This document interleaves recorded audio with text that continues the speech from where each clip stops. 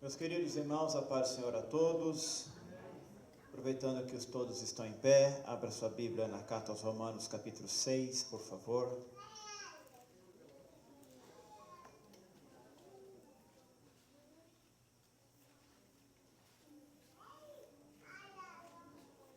Quero agradecer a Deus por essa rica oportunidade de poder cooperar juntamente com a Igreja do Senhor nesta noite e louvar a Ele pela oportunidade de transmitir a sua digníssima palavra.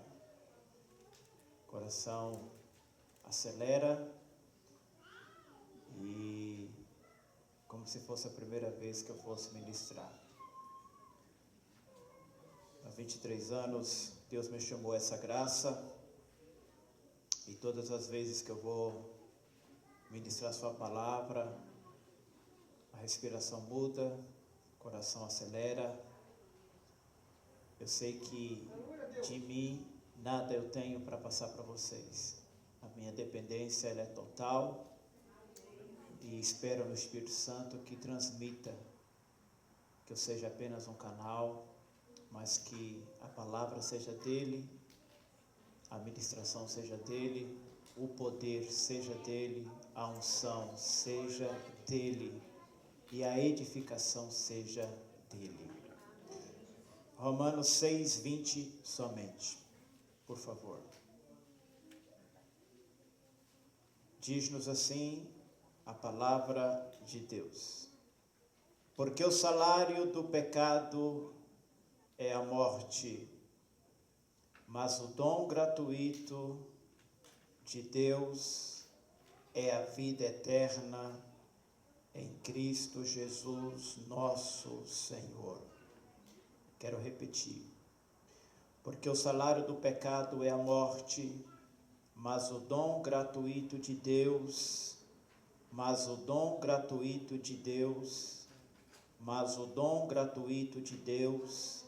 é a vida eterna em Cristo Jesus, nosso Senhor. Amém. Podeis assentar. Muito obrigado. Queridos, nós estamos em um culto de ceia e eu sempre tive o cuidado de procurar trazer na direção de Deus e do Espírito Santo para cada tipo de culto, para cada tipo de temática de culto, a palavra que seja de acordo com as exigências do culto. E hoje é um culto de ceia, é um culto de reflexão, é um culto de nós analisarmos o último mês que ceamos, de lá para cá, como é que nós estamos. É noite de nós reciclarmos, noite de nós fazer um autoexame, um check-up na nossa alma, averiguar o que nós temos feito, o que nós temos visto, o que temos ouvido, onde temos ido e, mediante a palavra de Deus, dobrar-se diante do Senhor, pedir clemência, pedir misericórdia, para que daqui a pouco nós possamos estar aptos para participar da mesa do Senhor. A carta aos Romanos, irmãos, é a carta magna, dentre de todos os escritos do Novo Testamento, tirando a biografia do Senhor Jesus. Essa carta é a carta mais poderosa no sentido teológico. Ela tem praticamente todas as doutrinas importantes da nossa fé. Há quem diz que se faltasse a Bíblia e se tivesse somente essa carta, por ela só ela tem a capacidade de nos mostrar a queda do homem, a entrada do pecado, a destruição do pecado na vida do homem, a redenção e tantas outras doutrinas que nós temos inserido nesta carta. Paulo chega no capítulo 6 desta carta trazendo uma declaração muito forte, muito confrontadora. Ele chega a dizer que o salário do pecado é a morte. Ou seja, o fruto do pecado é a morte. A recompensa do pecado é a morte. A destruição do pecado é a morte. É claro que, uma vez que o pecado entrou no mundo, limitou-se a vida do homem neste corpo. Por isso que a morte veio a todo homem e todos morreram. Mas a pior morte não é a morte física, porque essa praticamente todos os homens vão experimentar um dia. Mas a morte que Paulo está falando não é essa morte física. A morte que Paulo está falando é a morte da separação eterna de Deus. A morte que leva o homem para viver eternamente separado de Deus, sem misericórdia, sem clemência, sem poder, o homem poder experimentar essa vida que um dia Ele nos ofereceu gratuitamente por Cristo Jesus e infelizmente os homens rejeitaram. Nós lemos nesta noite na leitura oficial em João capítulo 3, que Jesus ali tendo com Nicodemos, e Jesus falando para Nicodemos a importância do novo nascimento, e Nicodemos não entendendo o processo do novo nascimento, e Jesus dizendo que a luz veio ao mundo, mas os homens amaram mais as trevas do que a luz. A graça de Deus ela é oferecida desde o Calvário até o dia de hoje, mas muitas pessoas, infelizmente, por amor aos deleites, por amor às suas próprias concupiscências, não aderiram o convite e o apelo desta graça tão maravilhosa que Deus nos proporcionou na pessoa de Cristo, para que todos aqueles que estiverem nele possa desfrutar de uma vida gloriosa, de uma vida de abastança, de uma vida de muitas bênçãos na presença de Deus. Infelizmente, os homens amaram mais os seus deleites, amaram mais os seus prazeres e infelizmente morreram, como todos um dia vão morrer. Mas a Bíblia nos assegura que haverá uma segunda morte. Por isso que a Bíblia diz assim: bem-aventurados aqueles que fazem parte da primeira ressurreição. Porque a primeira ressurreição, ela começa na pessoa de Jesus. Jesus sendo a premissa da ressurreição, só terminará no dia que o último justo for ressuscitado. Depois disso, a Bíblia diz que haverá uma segunda ressurreição. Mas na segunda ressurreição não haverá salvação. A segunda ressurreição é para aqueles que morreram sem Jesus. E Deus é tão justo que vai fazer torná-los para julgá-los, e depois de julgados, Deus vai sentenciar a morte eterna. E a Bíblia diz que lá haverá ranger de dentes. A Bíblia diz que lá o bicho nunca morre. A Bíblia diz que será um dia, não somente um dia, não somente um ano, não somente um milênio, mas toda a eternidade de tormento e de sofrimento. Mas eu tenho uma boa notícia: enquanto a morte ela tem o seu salário, nós temos um Deus que tem e que nos proporciona o dom gratuito da vida eterna. No capítulo 6, Paulo vai tratar que o pecado, ele tem este poder. Mas Cristo, através da sua graça gloriosa, nos proporcionou a oportunidade de uma nova vida, sem o domínio do pecado, sem as amarras do pecado, sem as algemas do pecado. Agora em Cristo, nós podemos desfrutar de uma nova vida, de uma nova experiência com Ele. E é sobre isso que eu quero ministrar nesta noite. Quais são os inimigos dessa graça de Deus? Nós temos dois. Primeiro inimigo da graça de Deus é chamado de antinomismo. O que é isto? Antinomismo era um pensamento que diziam que a pessoa poderia viver como ele entendesse que teria que viver.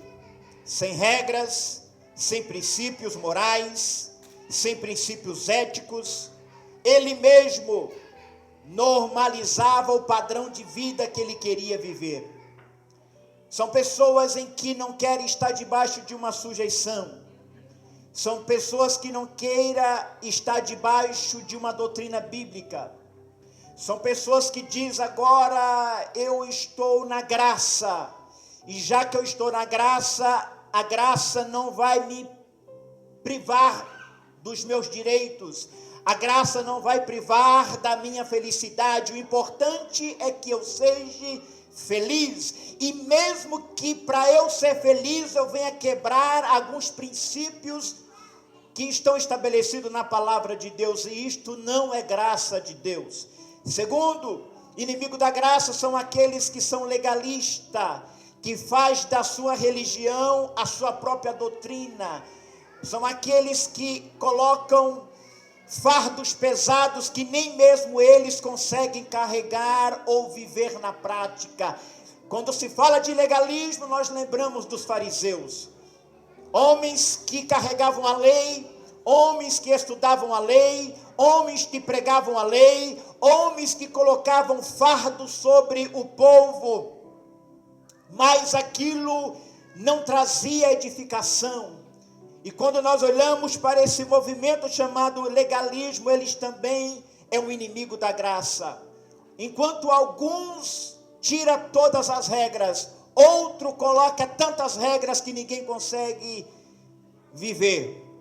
E por isso Paulo então vai tratar esta causa, fazendo a pergunta. Eu quero que você acompanhe comigo no capítulo 6, deixa a sua Bíblia aberta, e quero abrir um parênteses aqui. Tome cuidado com o pregador que vem pregar e diz: fecha a sua Bíblia. Cuidado com isso.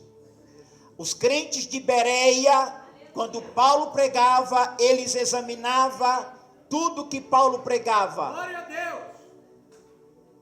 E se Paulo pregava e os crentes de Bereia examinavam o que Paulo pregava, imagine Sebastião Campanha. Então, meus queridos, deixa a sua Bíblia aberta e vamos lá. Versículo 1, Paulo vai fazer algumas perguntas. Que diremos, pois? Permaneceremos no pecado para que seja a graça mais abundante? Isso aqui é para os antinomismo que dizia que não precisava ter mais regra na graça. Que diremos, pois? Permaneceremos no pecado para que seja a graça mais abundante? Aí ele vai responder: de modo nenhum. Como viveremos ainda no pecado se nós, os que para ele morremos? Ou seja, então Paulo inicia um modo de diatribe, que é ele pergunta e ele mesmo responde. Por que Paulo trabalha assim? Para abrir a mente dos ouvintes, para que o raciocínio dos ouvintes entendesse o que ele está querendo transmitir. Então está dizendo: para que a graça seja mais abundante, então eu tenho que viver cada vez mais abundante no pecado? Ele vai dizer: não é assim não. De modo nenhum. Como nós viveremos ainda no pecado se nós,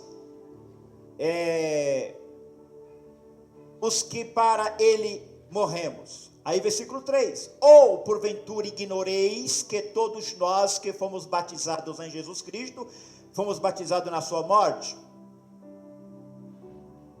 Fomos, pois, sepultados com ele na morte pelo batismo, para que, como Cristo foi ressuscitado dentre os mortos, pela glória do Pai, assim também andemos nós em novidade de vida. Então, o que nós vamos aprender com esse capítulo 6 aos Romanos? É um texto que acredito que todos conhecem, porque é um texto que muitos pastores pegam para ensinar para o batismo, a nova vida, o antes e agora. Então Paulo está fazendo algumas perguntas. como é que nós vamos viver abundantemente no pecado? Não tem como. Aí ele vai dar alguns exemplos. Nós fomos crucificados com Cristo, fomos sepultados com Cristo, morremos com Cristo e ressuscitamos agora em uma nova vida com Cristo. Então essa nova vida que agora nós ressuscitamos com Cristo, uma vez que você considerou pecador, uma vez que você considerou impotente para salvar a si mesmo, uma vez que você reconheceu que precisaria de um Salvador, uma vez que você entregou totalmente a sua alma ao senhorio de Jesus, a partir deste momento agora, você foi salvo pelo domínio do pecado. Aqui inicia um processo de santificação diária, de mortificação dos seus membros diários, para satisfazer a Deus.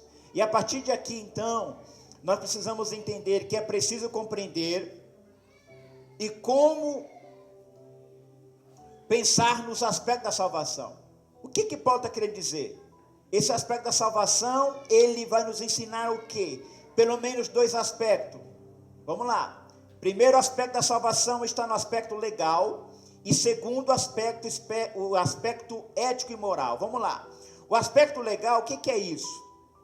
O aspecto legal está na justificação que trata da quitação de uma pena em relação ao pecado. O que eu li para vocês? Que o salário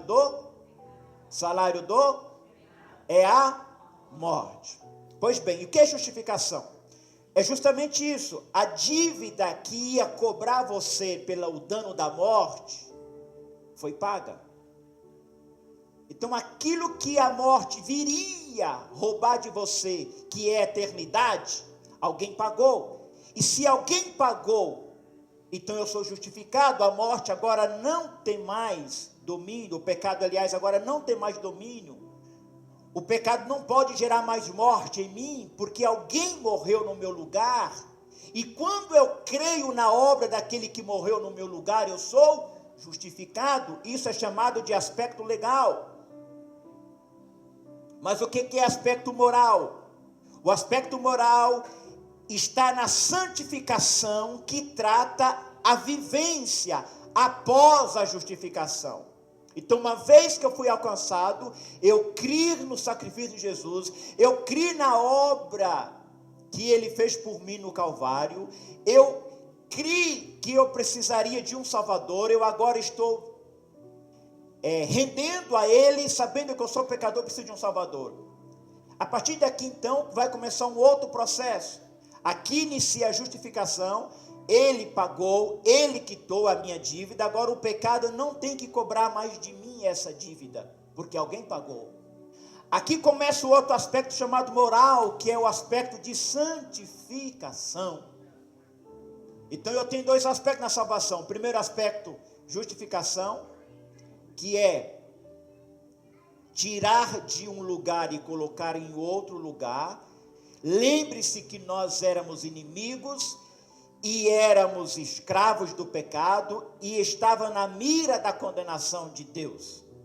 Uma vez que a justificação me alcança, Deus me tira do espaço que eu estava de condenado e me coloca em Cristo Jesus. Paulo falando aos Colossenses que ele nos coloca em Cristo Jesus agora como em lugares celestiais. Então a justificação muda o meu endereço.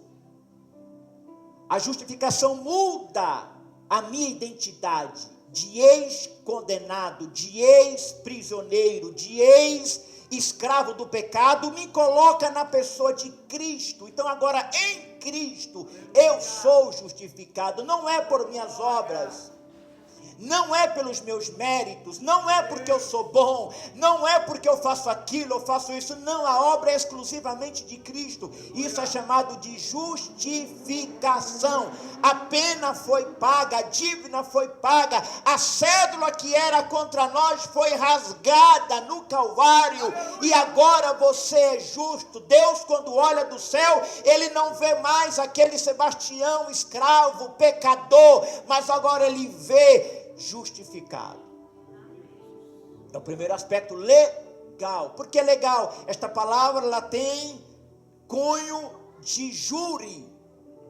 aspecto legal, a condenação que o pecado teria contra essa pessoa foi paga. Então essa pessoa agora ela não pode mais ser condenada. Primeiro aspecto. Esse é o legal. Não tem participação nenhuma humana. Não tem participação sua. Nenhum momento você pode bater no peito e dizer, não, eu sou salvo porque eu sou bom. Eu sou salvo porque eu mereço. Ah, você merece salvação? Desde quando?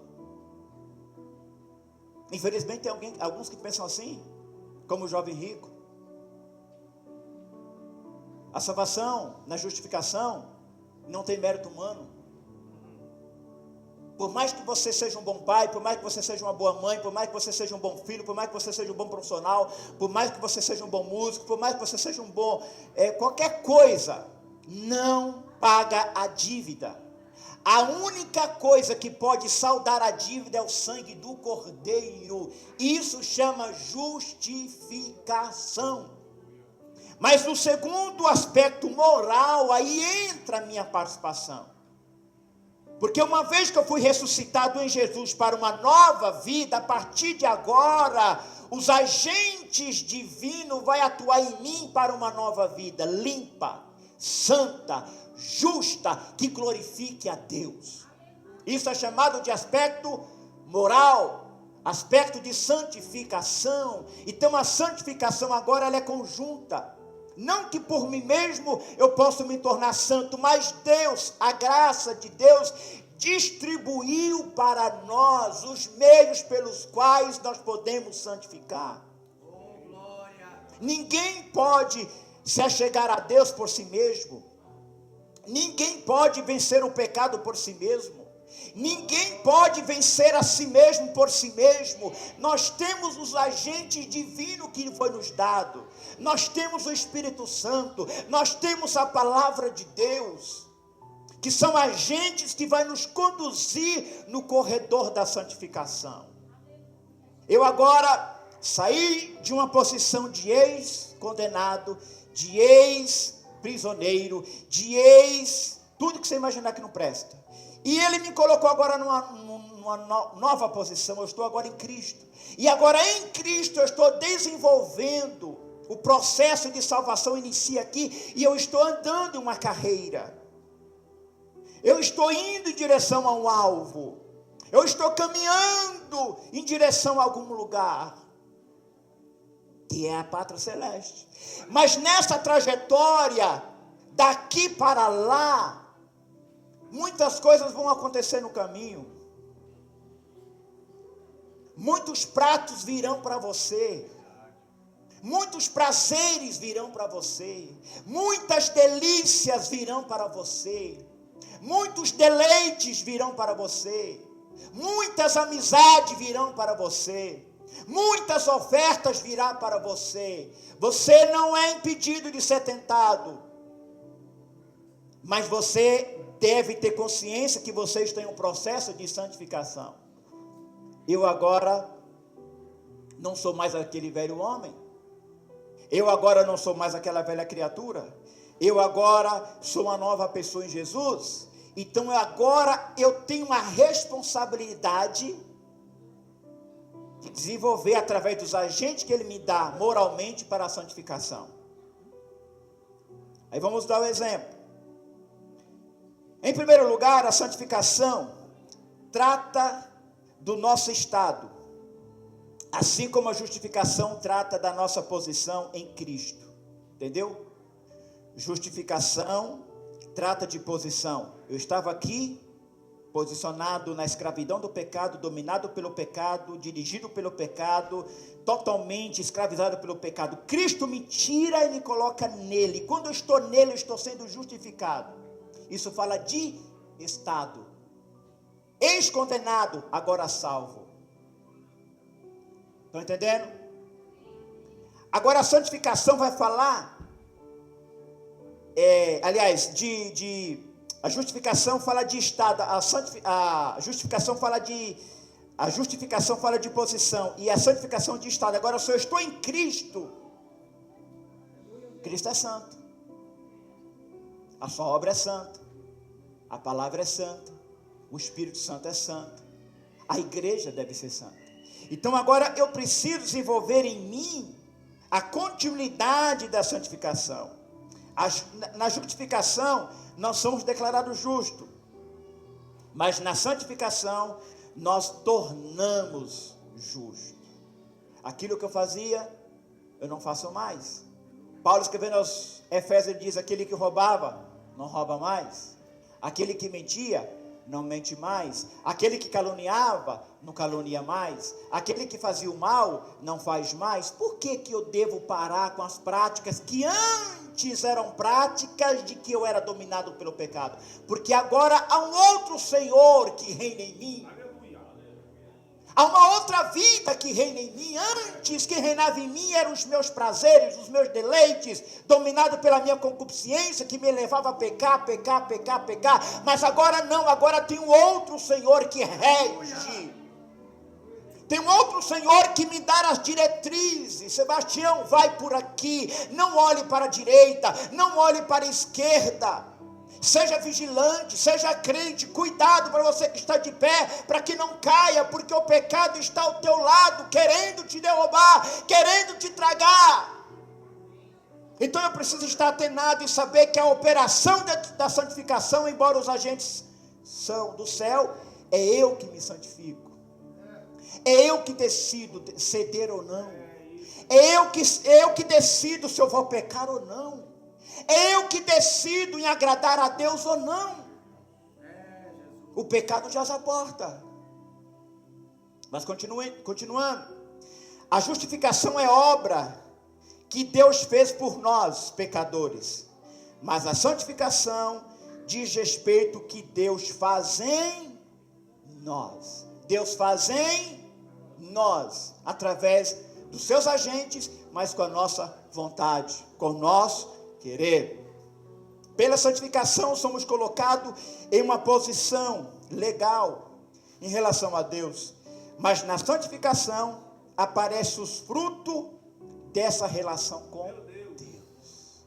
É aqui que Tiago bate de pau de quina, desculpa a expressão chola, porque alguém diz: não, eu sou crente, tenho a fé em Jesus, vou na igreja, participo dos cultos, levo a minha Bíblia, tenho roupa de crente, canto música de crente, tudo é de crente. Tiago fala assim: eu não quero saber nada disso. Eu quero saber as obras do que você está falando. Para Tiago não basta você tirar uma credencial de pastor e mostrar: eu sou pastor. Ah, é? Você é pastor? Cadê as suas obras de pastor? Ah, mas eu sou obreiro. Ah, é, seu obreiro? Cadê as suas obras de obreiro? Ah, mas eu sou dirigente de oração. Ah, é? Cadê as suas obras de dirigente de oração? Meu Deus! O que Paulo está dizendo aqui? Que a justificação, nós somos colocados em uma posição legal. Ele nos tirou de um lago horrível, chaco de lodo, e nos colocou na rocha. Posição. Santificação é aquilo que Deus faz em nós. E para parecer que eu estou em processo de santificação, é o fruto que eu produzo.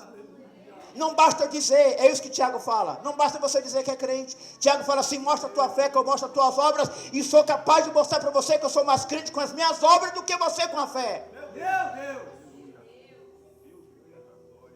Na justificação, é nos outorgada a segurança.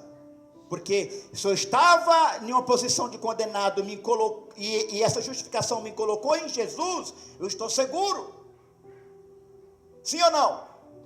Eu estou seguro porque eu estava no corredor da morte, e Ele me tirou do corredor da morte e colocou nele a vida, a abundância. Então eu estou seguro. Mas na santificação é outorgada a confiança na segurança. Vou explicar isso aqui. Uma vez que eu fui salvo, Jesus me tirou do poço de lamaçal e me colocou nele. Uma vez que eu estou nele, um dos frutos da santificação é eu crer nessa mudança que Ele operou em mim. É eu testificar na minha mente que agora eu sou um salvo. E quando eu testifico que eu sou um salvo, isto gera segurança em mim. Eu não temo o que está acontecendo ao redor. Eu não temo pelo futuro. Eu não temo que a altura que está as casas que rege as moedas do mundo. Eu não temo pelo que há de vir. Eu não temo pelo pavor no Oriente. Eu não temo pelas más profecias. Eu estou seguro. E se eu estou seguro, eu posso descansar. Obrigado, meu Deus. Aleluia. O crente é visto nestes dois aspectos, legal e moral. Legalmente, ele se torna justo pela obra justificadora de Jesus Cristo. E moralmente, ele se torna santo pela obra do Espírito Santo. E essa obra do Espírito Santo vai testificar no fruto. Enquanto o salário do pecado é a morte, a prova de que você nasceu de novo é o seu fruto. Se a tua vida cotidiana não floresce, não amadurece, não frutifica, é sinal que você não nasceu de novo. Paulo vai dizer isso no capítulo 8 dessa mesma carta. O capítulo 7 ele vai falar da briga que tem entre o homem velho e a nova criatura. Mas no capítulo 8 ele vai falar assim: nenhuma condenação há para os que estão em, e que não anda mais segundo a.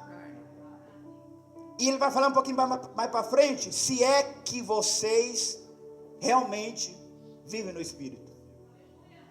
Mas qual é a vitória da graça? Para nós terminar. A graça destrói o domínio do pecado. O pecado reinou desde Adão. Todos os que passaram por essa terra foi dominado por ele, vencido por ele, e todos cederam a ele. Mas para Paulo, somente a graça de Cristo poderia dar condição ao homem de vencer o pecado. 3-8 do capítulo 6, vou ler. Ou porventura ignoreis que todos nós que fomos batizados em Jesus Cristo, fomos batizados na sua morte? Fomos, pois, sepultados com ele na morte pelo batismo, para que, como Cristo foi ressuscitado dentre os mortos, pela glória do Pai, assim também andemos em novidade de vida. Porque se fomos unidos como ele, na semelhança da sua morte, certamente o seremos também na semelhança da sua ressurreição.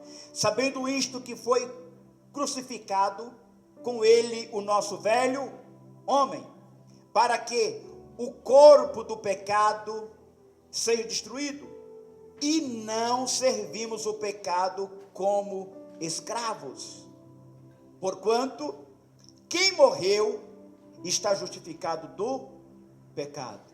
Ora, se já morremos com Cristo, cremos que também com ele viveremos. Ou seja, a vitória da graça é quando eu estou morto para o pecado. Ou seja, o que quer dizer com isso? O pecado não terá mais domínio sobre mim. O pecado pode me levar na sala da tentação. O pecado pode me apresentar os pratos mais deliciosos para saborear a minha concupiscência. Mas eu vou ter força suficiente em Cristo para dizer não. O pecado pode me levar à sedução que for, mas eu, em Cristo Jesus, agora eu preciso ter a capacidade de dizer não, não quero.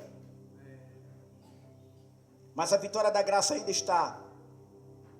A graça destruiu o reino da morte. Paulo mostra que o reinado do pecado e seu domínio trouxe a morte, Gênesis 6:23, onde nós lemos. Mas a graça de Cristo, através da sua ressurreição e morte, foi vencida. Versículo 9-11, vou terminar. Sabedores de que, havendo Cristo ressuscitado dentre os mortos, já não morre. A morte já não tem domínio sobre ele. Pois quanto a ter morrido de uma vez, quanto a viver, vive para Deus. Assim também vós considerais os mortos para o pecado, mas vivos para Deus em Cristo Jesus. Ficamos em pé. Outro dia nós terminamos a mensagem. É claro que o que Paulo está dizendo aqui, irmãos, nós estamos mortos para o pecado, vivos para Deus. Mas este corpo ainda está sujeito a cair, está sujeito a ser tentado e a ceder. Mas chegará o dia em que a graça de Deus vai aniquilar uma vez por todas a morte. Eu quero ler com vocês, 1 Coríntios capítulo 15, diz assim, versículo 50. Isto afirmo, irmãos, que a carne e o sangue não podem herdar ao reino de Deus, nem a corrupção herdar a incorrupção.